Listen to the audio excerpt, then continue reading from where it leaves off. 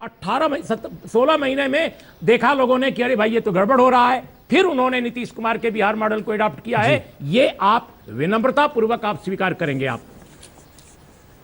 जवाब दीजिए। उससे पहले एक जानकारी दे दें, अमित शाह के घर बीजेपी की बैठक शुरू हो गई है। संसदीय बोर्ड की बैठक कल 12 बजे बुलाई गई है, लेकिन बीजेपी के दिग्गज नेता अमित शाह के घर पर पहुंचे हैं। धर्मेंद्र प्रधान, जेपी नड्डा, ये सारे नाम जो हम बोल रहे हैं वो सब वो नाम हैं जो कि मौर्या होटल में प्रचार के दौरान वहीं पर रहते थे, वहां से निकलते थे, उसके बाद हेलीकॉप्टर पकड़ते थे, रैली में जाते थे, रैली करके वापस मौर्या होटल में लौट आते थे जो पटना के गांधी मैदान के बगल में है। तो धर्मेंद्र प्रधान, जेपी नड्डा के अलावे और नेताओं वहां पर लगातार पहुंच रहे हैं, क्योंकि यह बीजेपी के लिए एक मुश्किल बात है, क्योंकि सीटों का समीकरण जो नजर आ रहा है इस वक्त रुझान के तौर पर, वो जनता दल यूनाइटेड प्लस यानी महागठबंधन 150 सीट पार कर चुका है, और दूसरी तरफ एनडीए यानी बीजेपी प्लस 82 सीट पर है। और जिस बात का जिक्र बीजेपी के नेता कर रहे थे कि हम क्षेत्रीय दलों से तो ज्यादा सीट ले आए, वो आंकड़े भी बतला दें। बीजेपी 68 सीट पर आगे चल रही है, तो जनता दल यूनाइटेड और आरजेडी 68 और 69 सीट पर आगे चल रही है। वो आंकड़ा भी स्ट्राइकिंग रेट पार कर चुका है। तो ये एक बीजेपी के लिए एक मुश्किल घड़ी है, क्योंकि जिस तरीके से जो उम्मीद और जो आस बिहार चुनाव के जनादेश से लगाए गए थे, और ये सारी चीजें नजर आ रही हैं कि किस रूप में ये पूरा एक हिस्सा। राहुल कमल, जरा आरजेडी के दफ्तर के बाहर चूंकि आप मौजूद हैं, वहां का नजारा बताइए क्या है? प्रसून, यहाँ पे ढोल नगाड़े, खूब सारी आतिशबाजी और कुछ होली भी आप देख सकते हैं। एकदम हमारे पीछे आरजेडी के कार्यकर्ता जोरों से नाच रहे हैं। पिछले 1.5 दशक से इन्हें इंतजार था कि इनकी भी यहाँ सत्ता में वापसी होगी। बेहद जोश।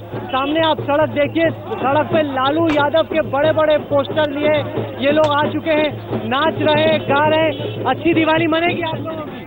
बहुत अच्छी दिवाली मनेगी। हम लोग को पहले से ही अनुमान था, चूंकि नीतीश कुमार जो विकास पुरुष थे, पिछले 10 साल में बिहार में सभी सेक्टरों में काम करने का काम किया। रोड का सेक्टर हो, शिक्षा का क्षेत्र हो, रोजगार की हो, किसान के मामले हो, युवा की बात हो, सभी सेक्टर में। इसीलिए ये जीत जो है, आपको मैं पीछे दिखाना चाहता हूँ किस तरीके से सड़क पे कब्जा कर चुके हैं आरजेडी के कार्यकर्ता।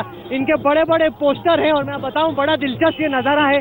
आरजेडी और जनता दल यूनाइटेड दोनों के दफ्तर से जीत का जुलूस निकला, बीजेपी के दफ्तर के सामने गए, वहां पर जाके खूब ये लोग नाचे, पटाखे फोड़े। पुलिस को वहां पे आना पड़ा दूर करने के लिए, लेकिन इनमें जोश बड़ा जबरदस्त था। बहुत दिनों से इंतजार कर रहे थे कि बीजेपी को हरा पाएंगे कि नहीं। अब आखिरकार काफी ज्यादा जो आप लोगों की मेहनत थी वो रंग लाई। बिल्कुल बिल्कुल मेहनत रंग लगी। बिहार के सामाजिक न्याय के प्रतीक और धर्मनिरपेक्षता के पक्षधर लोगों की जीत है। ये पूंजीपतियों की हार है, जो चंद लोग पूंजीपति बने हुए थे और देश की कुल संपदा पर उनका अधिकार था, उनकी हार है। गरीबों की कह रहे हैं पूंजीपतियों की हार है। हम आपको अंदर पार्टी ऑफिस ले जाके दिखाना चाहते हैं। यहाँ पर बड़ी बड़ी टीवियां लगी हुई हैं, और इन टीवी पर आरजेडी के कार्यकर्ता मैच देख रहे हैं।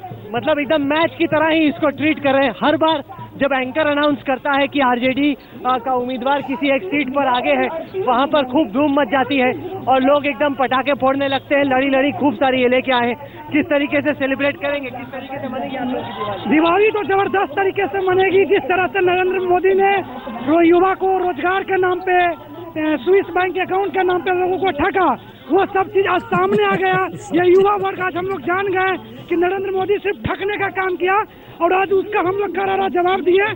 क्योंकि आज की जो जीत हमारे सारे बिहार प्रदेश के मुसलमानों की जीत है, और इस जीत से सारे मुसलमान भाई के घरों में ईद जैसा माहौल है। सारे मुसलमान के घरों में आज मिठाइयाँ बांटी जा रही हैं। सारे मुसलमान के घरों में मिठाइयों के साथ पटाखे छोड़े जा रहे हैं। इस खुशी में हम लालू यादव और नीतीश कुमार को और कांग्रेस साहिब को धन्यवाद देते हैं। ये भी बताएं प्रसून जी कि दिन में पटाखे वालों ने अपनी दुकानें बीजेपी के दफ्तर के बाहर लगा रखी थी, लेकिन जैसे जैसे रुझान आने लगे, सारे पटाखे वाले या तो आरजेडी के दफ्तर के सामने या जनता दल यूनाइटेड के दफ्तर के सामने आके खड़े हो गए। उन्हें लग रहा है कि यहीं पे अब बिक्री होगी। सही है, सही है। दुकान वहीं लगाइए जहां बिक्री हो। पूरा हिंदुस्तान की जीत है। सही है। नारे और इन सब के बीच राहुल, हम आपके पास लौटेंगे, लेकिन हमारे साथ स्टूडियो में चूंकि मौजूद इस समय अरविंद वाजपेयी भी हैं। हम महत्वपूर्ण बात एक सामने नजर आ रही है। इस वक्त सिंगल लार्जेस्ट पार्टी आरजेडी है, राजद 71 पर, सबसे ज़्यादा ये बहुत ही महत्वपूर्ण है। और कहाँ पर 2 जो लोकसभा में आई थी वहाँ से 68 आ गई। नहीं, मुश्किल ये नहीं है, मुश्किल ये है कि कहीं ऐसा ना हो जाए कि एनडीए गठबंधन जो है उसको पार कर जाए आरजेडी। ये 10 का सीट का अंतर है, इंतजार हम लोग कर रहे हैं। लेकिन चूंकि अरविंद वाजपेयी जी हमारे साथ, अरविंद जी बड़ा हंगामा था, बड़ा शोर था, बड़े बड़े वादे भी थे, बड़े बड़े सपने भी थे, सब चूर हो गए। देखिए, सपने तो देखने चाहिए, लेकिन यहाँ विषय ये नहीं है। विषय ये है कि बिहार को डेवलपमेंट का स्लोगन पसंद नहीं आया। ये सबसे बड़ा इशू है। इसका नंबर मतलब 1 है कि बिहार के जो वोटर हैं वो दोषी हैं अब भी। नहीं, हम दोषी नहीं कह रहे, उनकी चॉइस है। ये तो भाई आपकी शक्ल पसंद आई, आपके वादे पसंद आए कि नहीं आए, ये उनकी चॉइस है। डेवलपमेंट का मतलब क्या है? डेवलपमेंट का मतलब है कि सड़क हो, बिजली हो, पानी हो, एम्प्लॉयमेंट हो। और नीतीश की, मैं ये नहीं कह रहा कि डेवलपमेंट नहीं हुआ, ये हमने कभी नहीं कहा। नीतीश का डेवलपमेंट थोड़ा सीधा नहीं होके गति उसकी बड़ी धीमी रही, ये हमेशा रहा। नंबर 1 और नंबर 2, 7.5 साल बीजेपी साथ थी। तो सवाल ये तो जनता की चॉइस है, क्या पसंद वो करेगी। गुजरात मॉडल उनको पसंद नहीं आया, जैसा अभी आपने कहा। पासवान जी के बारे में सब ने कहा, सबकी राय बनी, जिस भी पॉलिटिशियन से पूछिए कि बहुत शानदार मौसम वैज्ञानिक हैं, यानी राजनीतिक के भी वैज्ञानिक हैं। देखिए ना, टैली देखिए ना, 9-10 पे जा रहे हैं, बल्कि हमारी सूचना ये नहीं है जी। सवाल दूसरा है, शिवसेना ने जिस तरीके से अभी कहा, नीतीश को बधाई दी और इनको सचेत किया बीजेपी को, आने वाले वक्त में जहां जहां चुनाव होने वाले हैं, अगला स्टेप क्या हो सकता है पासवान जी का? नहीं, हम लोग तो गठबंधन का हिस्सा हैं, उसमें कहीं कोई अभी किसी तरह का कोई सोचने की दिन नहीं आया। नहीं, वो सोचने की जरूरत भी नहीं है। ये नहीं है कि एक हार हुई तो आप भाग लेंगे ना, इस तरह का कभी नहीं रहा। इस तरह का बिल्कुल कभी नहीं रहा और ना भविष्य में होने वाला है। क्योंकि अब एक और फर्क आ गया है, अब हमारे युवा नेता जो है ना, उन्होंने कमांड संभाली हुई थी इस वक्त। पूरे बिहार में चिराग पासवान ने 180 रैलियां की हैं, और उनकी रैली में मैं गया हूं 2-4 रैलियों में। उनकी रैली में जो पब्लिक आती थी, यूथ ब्रिगेड आती थी, ये उसी का नतीजा है कि हमको 10 से 15 सीटें मिलने जा रही हैं। तो अब इस तरह की आपके नेता के परिवार के कितने लोग हारे, कितने परिवार जीते? तो विषय नहीं है। नहीं, फिर भी एक जानकारी, दर्शकों के लिए एक जानकारी। नहीं, परिवार विषय आप ही तय करेंगे सारे। नहीं, हम नहीं तय करेंगे। मतलब मेरा राजनीतिक पार्टियों में परिवारवाद किसमें है किसमें नहीं है, अब ये विषय नहीं, मेरा ये कहने का नहीं। लेकिन वाजपेयी जी ये बताइए कि मांझी, देखिए जो फिगर दिख रहा है आपको मानना, कल भी हमने चिराग पासवान से पूछा था, उन्होंने उस समय तो नहीं माना, अब शायद यदि वो स्टूडियो में होते तो उनसे भी पूछा जाता कि आप देखिए जिस तरह से मांझी की वजह से जो नुकसान आपके और आपके भी पार्टी को हुआ और गठबंधन और बीजेपी को हुआ, क्या इससे कोई सबक? और पासवान जी जैसे पुराने नेता हैं, वो 2 टूक शब्दों में कहेंगे कि आपने इस तरह से बेड़ा गर्क कराया मांझी को रख करके, मांझी ने नाव डुबो दी, आप ऐसे हाथ में पतवार दे दी जिससे कि आपकी नाव डूबे। रिजल्ट अपने आप में ये बात कह रहे हैं, और ये बीजेपी के नेता इसको महसूस भी करेंगे। ये हमको कहने की जरूरत नहीं है, वो तो रिजल्ट बता रहे हैं कि किसका वोट परसेंटेज रहा। हमारा 7 to 10% वोट हमेशा कंटिन्यूस रहा है, और वो रिजल्ट दिख रहे हैं। तो हमको ये कहने की जरूरत कहाँ है इसमें? हम जरा राम माधव को सुनते हैं, 1 मिनट। राम माधव जी क्या कह रहे हैं? हिमांशु जरा उनसे बात कीजिए, क्योंकि राम माधव जी ने एक हिस्से में कहा जीत रहे हैं, उसके बाद दूसरा हिस्सा हमने सुना, उन्होंने बोला कि हार रहे हैं तो स्वीकार लेना चाहिए। अब आप जरा उनसे बातचीत कीजिए, हिमांशु जी। बिहार चुनाव के शुरुआती रुझान आए, हमारे साथ है बातचीत करने के लिए बीजेपी के महासचिव राम माधव। राम माधव जी, जो शुरुआती रुझान आए उसमें बीजेपी को हल्की बढ़त मिली है, जितनी उम्मीद थी आपको लगता है उतनी बढ़त है बीजेपी को? मुझे लगता है कि ये of course I agree it is too early, but early trends के चलते हमको लगता है कि हम वहाँ सरकार बनने में कामयाब होंगे, हमको रिक्वायर्ड सिंपल मेजॉरिटी मिलेगा। जितना आपके अलायंस पार्टनर को परफॉर्मेंस करना चाहिए था उतना नहीं किया, बीजेपी का परफॉर्मेंस बहुत अच्छा है। क्या आपको लगता है कि आपके अलायंस पार्टनर और अच्छा परफॉर्म करते तो और अच्छे रुझान और नतीजे आपको देखने को मिलते? हाँ बिल्कुल, मैं मानता हूँ कि सभी लोग अच्छा परफॉर्म करते तो अच्छा रिजल्ट आता। बट ये बातचीत कुछ देर पहले की गई थी, उस समय बीजेपी जो थी लगभग 75-76 सीटों पर आगे चल रही थी, अभी वो 64 सीट पे आ गई है, और उससे आगे जेडीयू भी निकल चुका है, आरजेडी भी निकल चुका है। और आरजेडी, एक बहुत बड़ी बात है कि 70% स्ट्राइक रेट, 101 सीट पर लड़कर 71 सीटों पर वो जीतती हुई दिखाई दे रही है। ये स्ट्राइक रेट कहां जाके थमेगा, थोड़ा और इंतजार करना होगा। और ये जो कॉम्बिनेशन माना जा रहा था, एमवाई कॉम्बिनेशन, जिसके आधार पर इस सवाल को बार बार उठाया जा रहा था कि नीतीश कुमार का ये फैसला सही अर्थमेटिक के लिहाज से है लेकिन राजनीतिक तौर पर नहीं है, उस पर हम चर्चा करें। उससे पहले सईद, जरा बताइए सीट दर सीट क्या स्थिति है?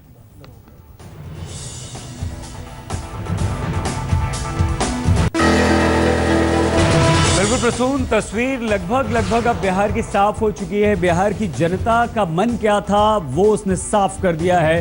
लेकिन सबसे महत्वपूर्ण यहां पर यह कि 151 जेडीयू प्लस यानी कि महागठबंधन और लालू प्रसाद यादव सबसे बड़े दल के रूप में उभरे हैं। यहां पर 151 लालू प्रसाद यादव 71, 66 जेडीयू और कांग्रेस 14, 4 से 14 यानी कि पूरा का पूरा गठबंधन, जो महागठबंधन जो है वो बड़ी जीत जो दिखाई दे रही है वहां पर। लेकिन 80 पर सिमट गया है एनडीए प्लस, एनडीए यानी कि बीजेपी प्लस 80 पर यहां पर समट गया है। अब हम आपको बताएं कि कैसे, अगर हम यहां आपको ये दिखाएं कि किस तरह से, ये देखिए क्षेत्रवार ताकत के बारे में बताते हैं। ये जो आप रंग देख रहे हैं ये बीजेपी का कलर है और बीजेपी ने लगभग हालांकि प्रदर्शन शुरुआती दौर में अच्छा किया था और हर क्षेत्र में, पूरे बिहार में उसने कहीं ना कहीं अपनी छाप छोड़ी है, उसने सीटें जीती हैं एनडीए प्लस ने। लेकिन आंकड़े जहां तक है, जहां तक सीटों का रुझान है वो बहुत आगे 151 तक पहुंच चुका है और ये हरा लगातार बढ़ता जा रहा है। क्षेत्रवार ये जेडीयू है, जेडीयू, आरजेडी और कांग्रेस 151 सीटों पर अपना रंग, यहां पर महागठबंधन का रंग हरा आपको दिखाई दे रहा है। और कहीं जो अन्य जो छोटा छोटा कलर आप मैरून कलर देख रहे हैं वो मैरून कलर है अन्य का 10 का यानी कि, और बीजेपी प्लस जो है वो 80 पर नजर आ रहे हैं। लेकिन अगर हम आपको बताएं तो ये बीजेपी पूर्णिया, कटिहार, मधेपुरा, खगड़िया, बेगूसराय, समस्तीपुर, दरभंगा, मधुबनी, यहाँ इस इलाके में पूरा लगभग बीजेपी को यहाँ पर इन इलाकों में काफ़ी नुकसान उठाना पड़ा है। ये बीजेपी, महागठबंधन और अन्य। तो अब ये देखिए यहाँ पर, अब हम आपको वोट शेयर बता दें कि कितना है। 35% बीजेपी, जबकि अगर पिछली बार की बात करें तो बीजेपी को जो वोट शेयर था उसका वो क्या था, 42% वोट यहां पर महागठबंधन के खाते में गए हैं।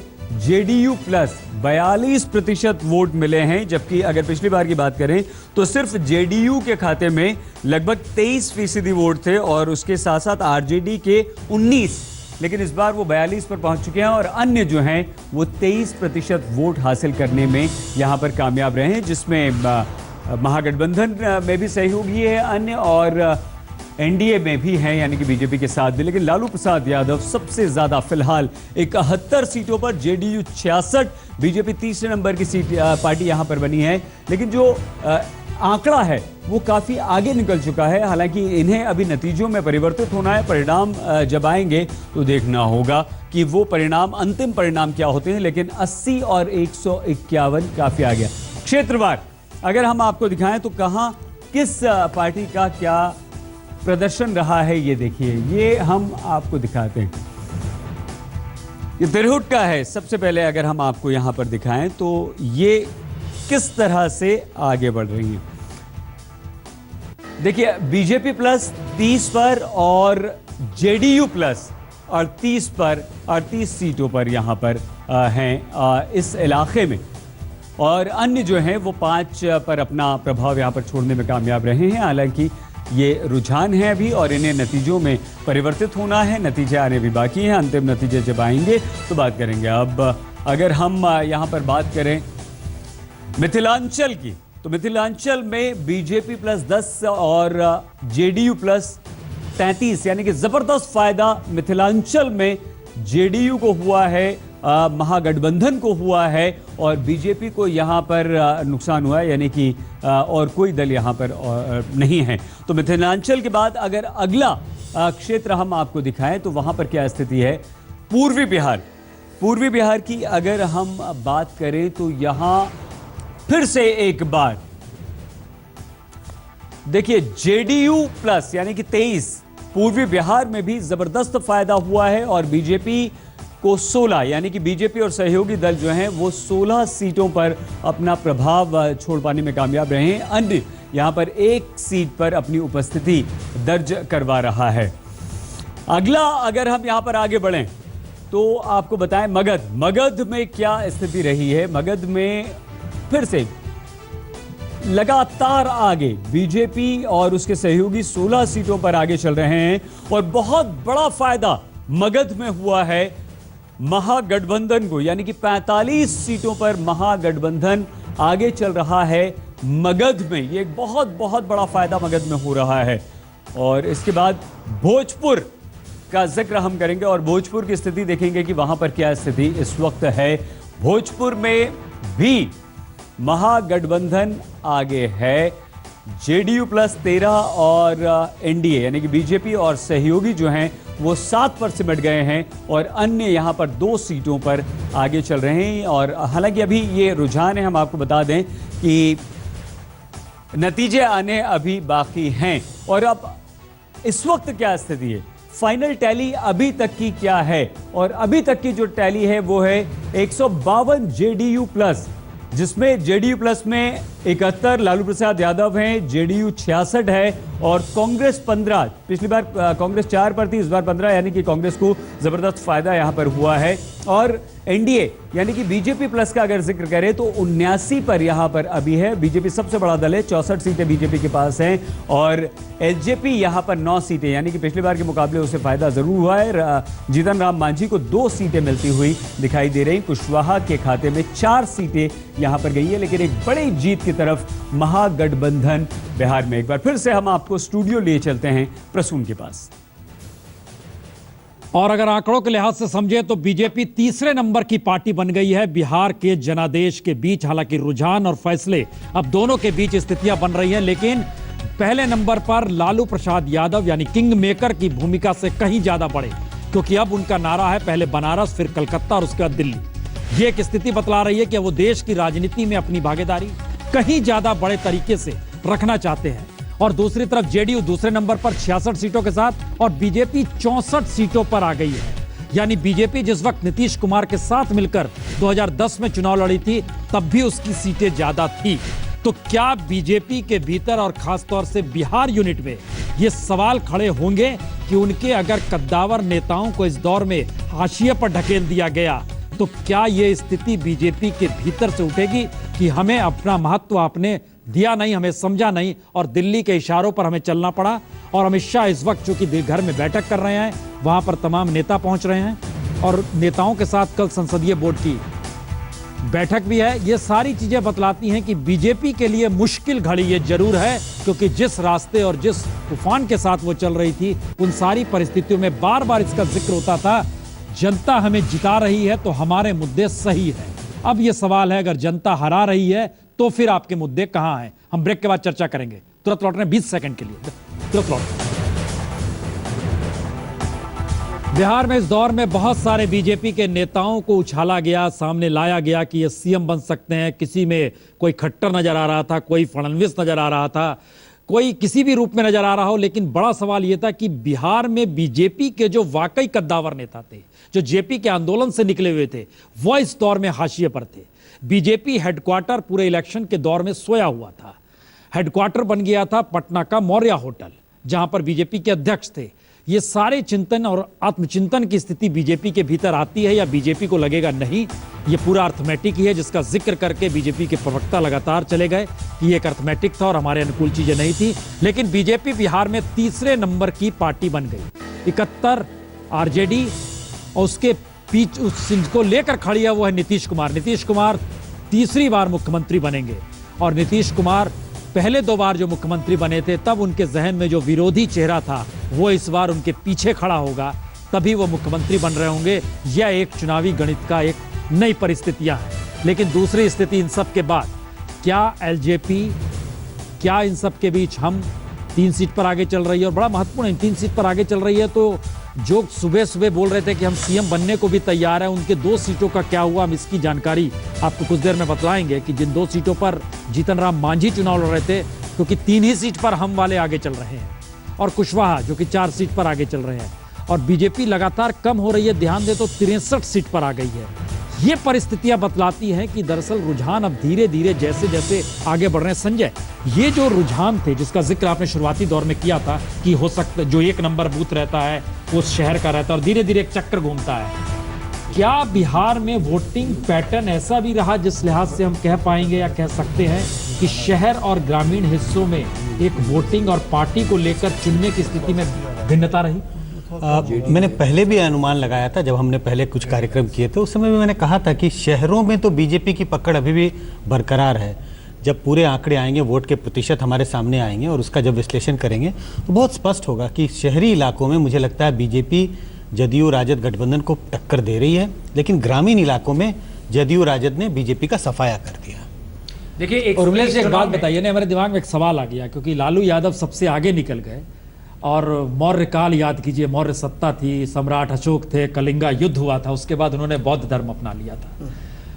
अब लालू यादव अगर उस दौर को याद कीजिए तो दबंगई थी, अब उसको धीरे धीरे वो उस स्थिति में आ जाएंगे जहां शांति प्रिय होंगे, नीतीश सुशासन करेंगे। देखिए हम क्या पूरे बिहार को जो वहाँ की आवाम है उस सबको ये अपेक्षा है कि एक बेहतर शासन हो, समावेशी विकास वाला शासन।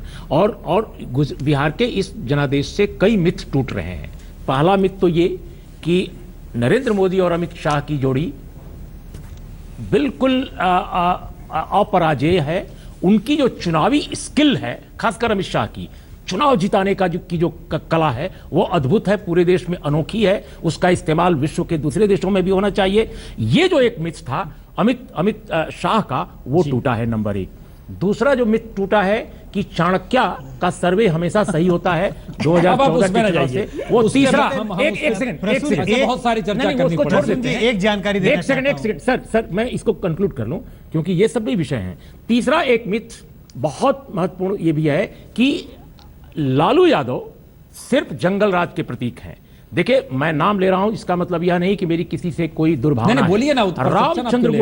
रामचंद्र गुहा जैसा बड़ा इतिहासकार जो देश के जाने माने नाम है, उन्होंने देश के अंग्रेजी और हिंदी अखबारों में बाकायदे कॉलम लिखकर बताया कि जिस लालू राबड़ी जंगल राज में उनकी मित्र इतिहासकार पापिया घोष की हत्या हुई थी, वह जंगल राज अगर वापस आएगा नीतीश के कंधे पर चढ़कर तो यह इतिहास के साथ बहुत बड़ा अन्याय होगा। दिलचस्प बात यह है कि दर्शकों की मांग है कि जरा लालू यादव के घर पर लिए चलिए। 1 मिनट अभिषेक जरा दिखाइए और बताइए क्या हो रहा है। प्रसून जी मैं दिखाना चाहता हूं जिस तरीके से लालू यादव के घर के बाहर का ये सेलिब्रेशन है। लगातार यहाँ लोग जुट रहे हैं, डंके बज रहे हैं, पटाखे फूट रहे हैं और जो कार्यकर्ता हैं वो लालू यादव और नीतीश कुमार का जो आवास है उसके घर के आसपास जमा हो चुके हैं। कई सारे लोग हैं। हम आपको अपने कैमरामैन को कहेंगे कि वो दिखाने की कोशिश करें कि किस तरीके से लालू यादव के घर के बाहर का माहौल है।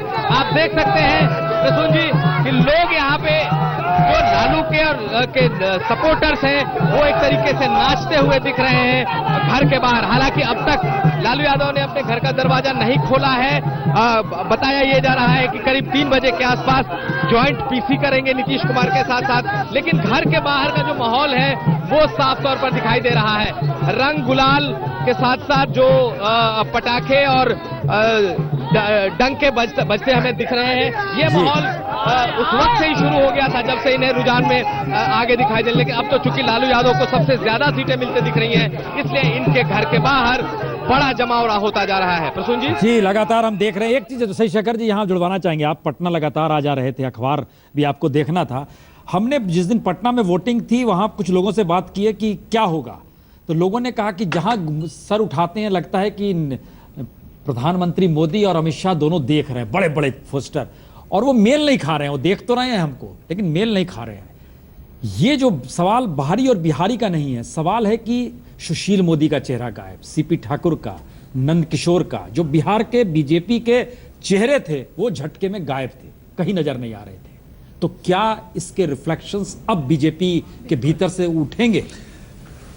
भाजपा को अब ये चिंतन जरूर करना होगा कि किसी एक व्यक्ति के चेहरे के सहारे वो नहीं चल सकती, क्योंकि उस एक व्यक्ति का चेहरा हर जगह काम नहीं लिया जा सकता। बिहार के लोग वोट डालते समय जानते थे कि नरेंद्र मोदी बहुत आकर्षक हैं, बहुत अच्छे हैं, लेकिन वो हमारे मुख्यमंत्री नहीं हो सकते।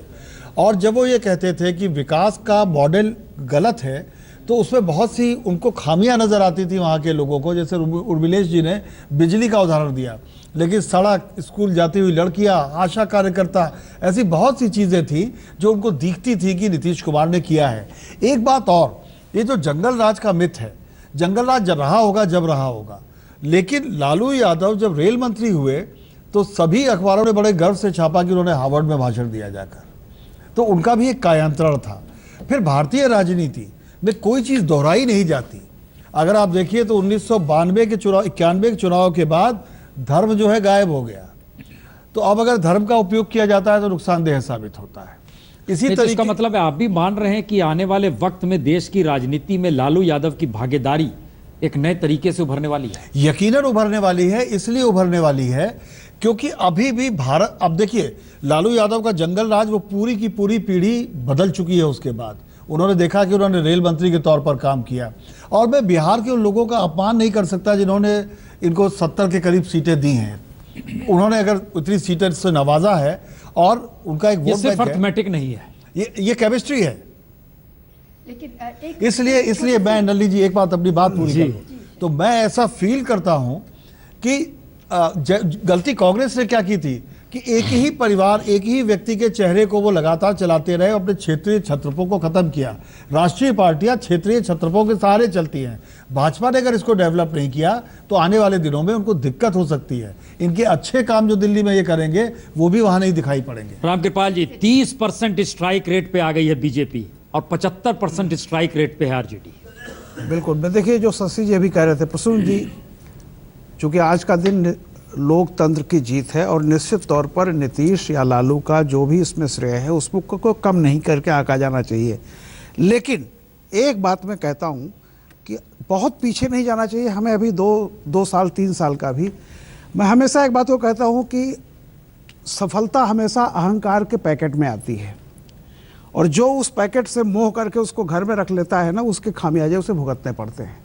मैं समझता हूं कि जो जीता है, अगर उसी दिन से वो ये समझ ले कि आज से हम विनम्र हो, क्योंकि हम मुखिया की भूमिका में आ गए हैं। सर जो हारा है वो तो विनम्र हो, हमारा सवाल तो बिल्कुल अलग है। मैं इसी बात पर आ रहा हूं। तो दूसरा सवाल कर जो शशि जी, इसी बात पर मैं आपके आ रहा हूं। और ये बीजेपी के लिए बड़ी सीख होगी। बीजेपी के लिए सीख होगी कि हर चीज में अपने को हमेशा सही बताना, कभी भी, क्योंकि आप मुखिया बताइए हारने वाले लोग विनम्र होंगे कि नहीं होंगे? नहीं, हारने वाले, देखिए मैं बता दूं, आप टू द पॉइंट आइए, क्योंकि देश इस नहीं वक्त नहीं में नहीं समझना चाह रहा होगा कि क्या है पूरे देश प्रसून का। जी, एक हार से राष्ट्रीय राजनीति नहीं तय होती। 2012 में गुजरात इलेक्शन से राष्ट्रीय राजनीति तय हो रही थी। 6 विधानसभाओं के चुनाव हुए हैं। ये बीजेपी की दूसरी हार है। 4 बीजेपी जीती है। अब मत कहिए कि महाराष्ट्र से बड़ा बिहार है, ये अलग बात है। देखिए अभी आने वाले समय में और भी बातें होंगी। 4 राज्यों में चुनाव की जीत का, 4 राज्यों में चुनाव में जीत का एक ही कारण है, बीजेपी के जो विरोधी वोट है वो बटे हुए थे। एक राज्य सिर्फ हरियाणा है जहां पे उन्हें 33% वोट मिले, बाकी हर राज्य में उनके वोट 30% से नीचे थे। हर राज्य में लोकसभा से उनका वोट नीचे गिरा। संजय जी, एक शशि जी, लेकिन हर राज्य में बाइपोलर इलेक्शन नहीं होगा संजय जी, ये भी आप जान लें। मैं तो कहता हूं बीजेपी के 2 राज्य में हार नहीं, बिल्कुल सफाया हुआ है दिल्ली और बिहार में। आप इन परिणामों को देखिए, ये हार नहीं। मैं ये बात कह रहा हूँ, सफाया हो रहा है। ये बीजेपी के लिए सीख है। मैं कह रहा हूँ कि बीजेपी को अपने जो उनके काम का, एक मिनट, सवाल इस बात का है, क्या इंटॉलरेंस की जो पॉलिटिक्स है उसमें कमी आएगी? बहुत बड़ा प्रश्न चिन्ह है, मुझे लगता नहीं है। उर्मिलेश जी, एक मिनट, जो आप बात कह रहे हैं उसमें एक बड़ी भारी ट्विस्ट की बात है। ट्विस्ट ये है कि किसने कहा था कि प्रधानमंत्री, किसने ये आयोजन किया कि प्रधानमंत्री 30 रैलियां वहां करें, तो वो बहुत दूरदर्शी था। मैंने आपको एग्जिट पोल के दिन भी कहा था, राजनीतिक बात है। दूसरा ये प्रशांत किशोर जो कि इनके साथ थे, इतनी बढ़िया जीत दिलवाई 2014 में, कैसे उनको हटा दिया। और शिवसेना का अभी ये बयान आया है कि नए हीरो इंडिया की राजनीति के नीतीश कुमार हैं और प्रधानमंत्री को जिम्मेवारी लेनी चाहिए। देखिए इतनी चीजों में लगता है ये चीजें बीजेपी से जरा पूछी जाए, लेकिन बीजेपी के नेता के पास जाएं। 1 मिनट, हम दिखाना चाहते हैं जिस हेडक्वार्टर में आज सुबह जब हमने बुलेटिन शुरू किया 8 बजे, उस वक्त का नजारा हर किसी ने देखा, समझा होगा। लेकिन अब देखिए, रीमा जरा दिखाइए।